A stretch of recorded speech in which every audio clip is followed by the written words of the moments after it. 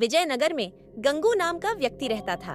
उसके बारे में कहा जाता था कि वह बद्दा ही मनहूस है और जो सुबह सुबह उसकी शक्ल देख ले उसे खाना भी नसीब नहीं होता।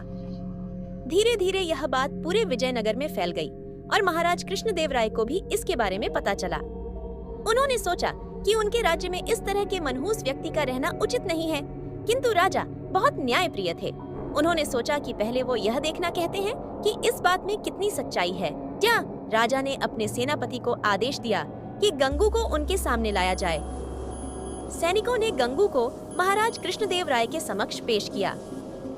महाराज कृष्णदेवराय जिस कमरे में सोते थे उसी में गंगू के लिए भी विस्तार लगवाया और सुबह जब राजा सोकर उठे तो उन्होंने सबसे पहले गंगू का चेहरा देखा। कुछ देर बाद अचानक कार्य आ जाने के कारण राजा को राजमहल से बाहर जाना पड़ा और उस दिन वो इतने व्यस्त रहे कि उन्हें खाना भी नसीब नहीं हुआ। राजा कृष्णदेवराय को यकीन हो गया कि यह सब गंगू का चेहरा देखने के कारण हुआ है। राजा ने सोचा, जब इस व्यक्ति के कारण मुझे भोजन नसीब नहीं हुआ तो शहर के दूसरे लोगों के साथ क्या होता होगा। गुस्से में राजा कृष्णदेवराय ने गंगू को फांसी पर टांगने का आदेश दिया। यह बात पूरे राज्य में फैल गई कि कल गंगू को फांसी दी जाएगी। जब यह बात तेनालीराम को पता चली तो वे सारा माजरा समझ गए और तत्काल गंगू के पास पहुँचे। तेनालीराम को देखकर गंगू रोने लगा और तेनालीराम को पूरी बात बतलाई। तेनालीराम ने गंगू को सांत्वना देते हुए उसके कहा कि जैसा वो कहे गंगू को वैसा ही करना होगा। गंगू भी तेनालीराम की बात समझ गया। दूसरे दिन जब गंगू को फांसी दी जानी थी तभी गंगू से उसकी अंतिम इच्छा पूछी गई। गंगू बोला, मुझे महाराज से मिलकर कुछ बतलाना है, यही मेरी अंतिम इच्छा है। सैनिकों ने महाराज कृष्णदेवराय से गंगू की अंतिम इच्छा बतलाई। महाराज कृष्णदेवराय गंगू की अंतिम इच्छा पूर्ति के लिए उसके पास गए और बोले, बतलाओ गंगू, तुम्हें क्या बतलाना है। गंगू बोला, महाराज, इस राज्य में एक व्यक्ति मुझसे भी ज्यादा मनहूस है। पहले दंड उसे मिलना चाहिए, फिर मुझे। महाराज कृष्णदेवराय राय ने बड़े आश्चर्य से गंगू से पूछा, गंगू, बतलाऊं वह मनहूस व्यक्ति कौन है।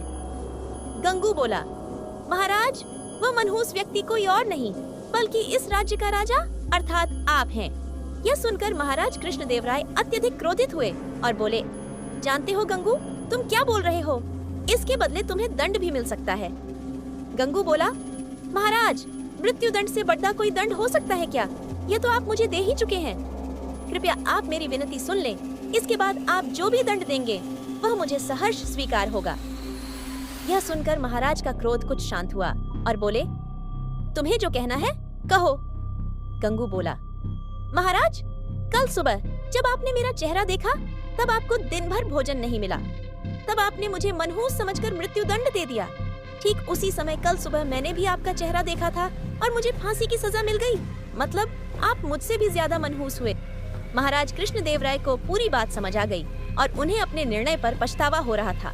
उन्होंने तत्काल गंगू की फांसी की सजा माफ कर दी। गंगू को अपने पास बुलाकर पूछा, गंगू, यह विचार तुम्हारे मन में किसे आया? गंगू बोला, महाराज, मुझे तेनालीराम ने यह सब करने की सलाह दी थी। महाराज कृष्णदेवराय ने गंगू को बहुत सा धन देकर विदा किया और तेनालीराम को बुलाकर उसका धन्यवाद दिया कि उनके कारण एक निर्दोष की जान बच गई और महाराज के हाथ से एक बहुत बड़ा पाप होने से बच गया।